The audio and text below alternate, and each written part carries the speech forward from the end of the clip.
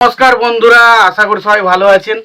তো বন্ধুরা, এখন যে ছবিটার বিষয়ে কথা বলবো সেটা 1997 সালের একটা সিনেমা, যেখানে লিড চরিত্রে ছিলেন মিঠুন চক্রবর্তী, দীপ্তি ভাটনাগর, তারপর ধরুন কিরণ কুমার, তারপর রাজা মুরাদ, মুকেশ ঋষি সহ আরও অনেকে ছিল। ছবিটার নাম হচ্ছে কালিয়া।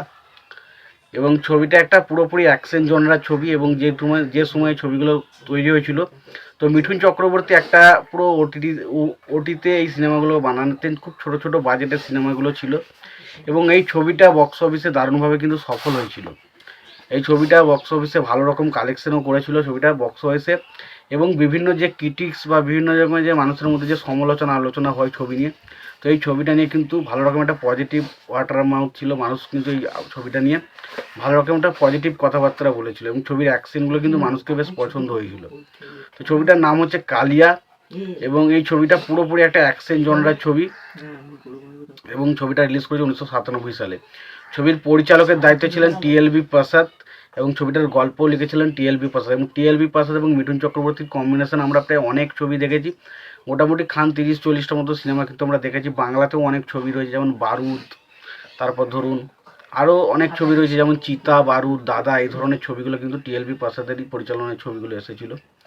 তো এই যে ছবিটা, এই যে কালিয়া, এই কালিয়া ছবিটা যদি গল্পটা আমি ছোট্ট করে আসি, গল্পটা কেমন, যেখানে মিঠুন চক্রবর্তীর ক্যারেক্টারটা, সে একজন সৎ পুলিশ সৎ মানুষ, তার নাম হচ্ছে কালীচরণ।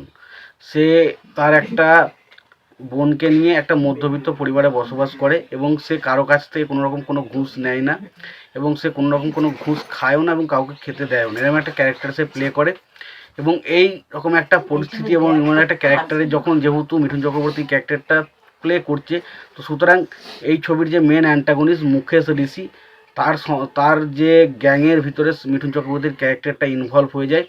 এবং যখন সেই ক্যারেক্টারটা ওখানে ঢুকে পড়ে, তখন সেই মিঠুন চক্রবর্তীর ক্যারেক্টারটা ওখান থেকে বেরিয়ে আসার চেষ্টা করে, কিন্তু কোনো কারণেই সেই ক্যারেক্টারটা সেখান থেকে বেরোতে পারে না। এবং মিঠুন চক্রবর্তীর ক্যারেক্টারটাকে বিভিন্ন রকমভাবে ফাঁসিয়ে একটা মিথ্যে দোষে তাকে জেলে পাঠানো হয়, এবং তাকে বিভিন্ন রকমের যে ঘুষ নেওয়া, এই বিভিন্ন রকম কারসুজির ওপর মিঠুন চক্রবর্তীর ক্যারেক্টারটাকে ফেলে দেওয়া হয়।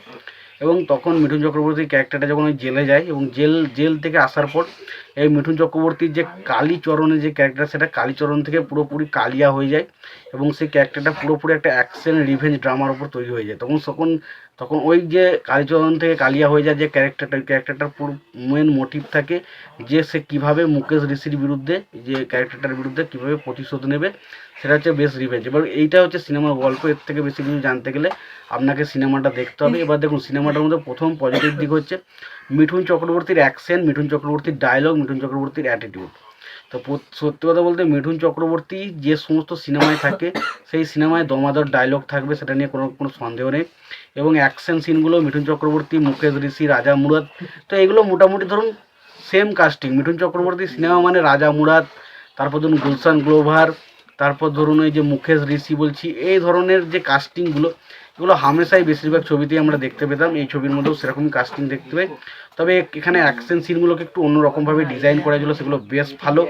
মিঠুন চক্রবর্তীর সাথে ঋষি মুরাদের যে অ্যাকশন দৃশ্যগুলো বা কথোপকথনগুলো, সেগুলো কোথাও না কোথাও শুনতে বেশ ইন্টারেস্টিং লাগে। এবং পাশাপাশি ছবির যদি গানের কথায় আসি, দেখুন গান ছবিতে 7-8টা মতো গান রয়েছে।